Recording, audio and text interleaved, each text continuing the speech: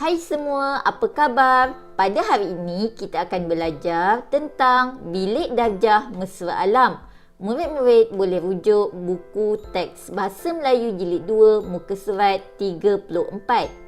Standard pembelajaran kita pada hari ini ialah 5.3.1 iaitu memahami, mengenal pasti dan menggunakan ayat mengikut konteks iaitu ayat penyata.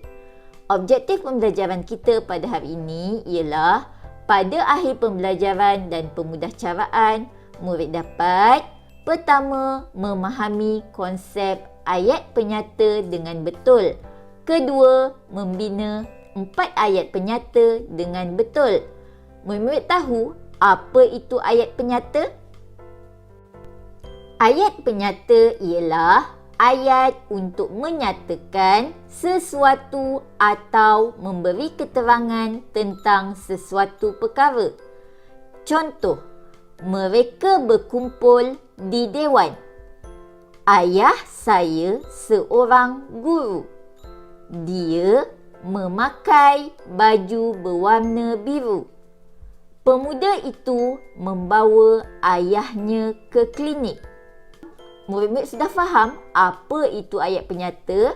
Mari kita baca buku teks Bahasa Melayu muka surat 34 dan lengkapkan ayat penyata berdasarkan gambar. Bilik darjah mesra alam. Sekolah Alice telah mengadakan projek landscape mesra alam di dalam bilik darjah. Tolong bawa pokok bunga dari rumah, kata Cikgu Hanum kepada Alice dan rakan-rakannya. Bawa juga barang-barang kita semula.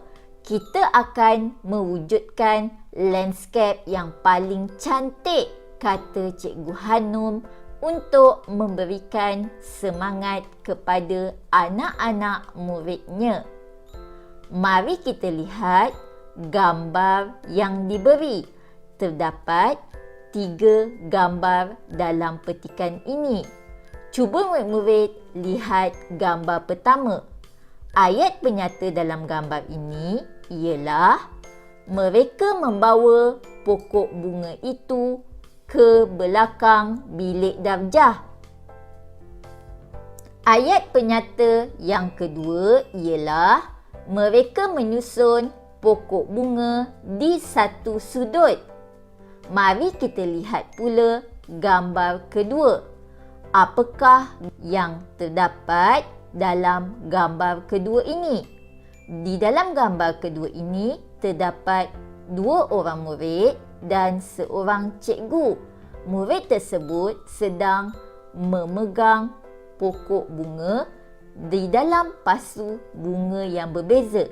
Ayat penyata bagi gambar pertama ialah Alice membawa pokok bunga ke sekolah.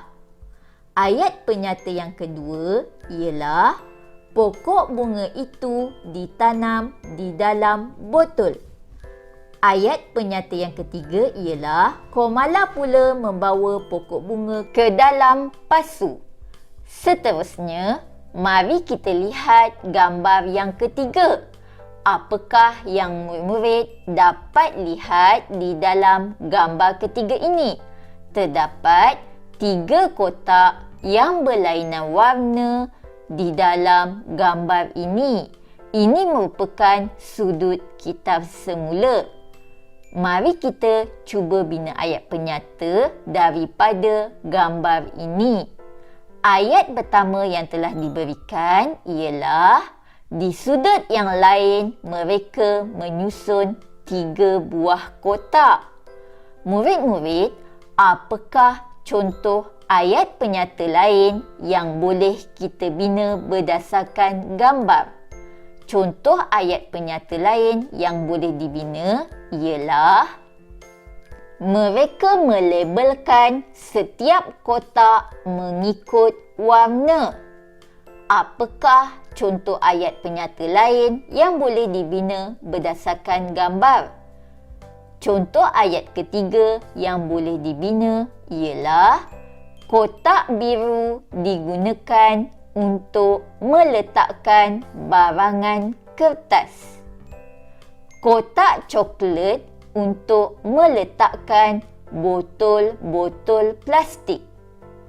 Kotak jingga pula untuk mengumpulkan pakaian lama. Apa-apa contoh ayat penyata lain yang sesuai berdasarkan gambar boleh diterima.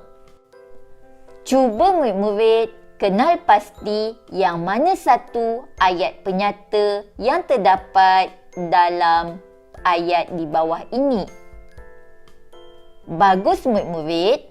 Sekarang, cuba murid-murid bina ayat penyata daripada perkataan yang diberi.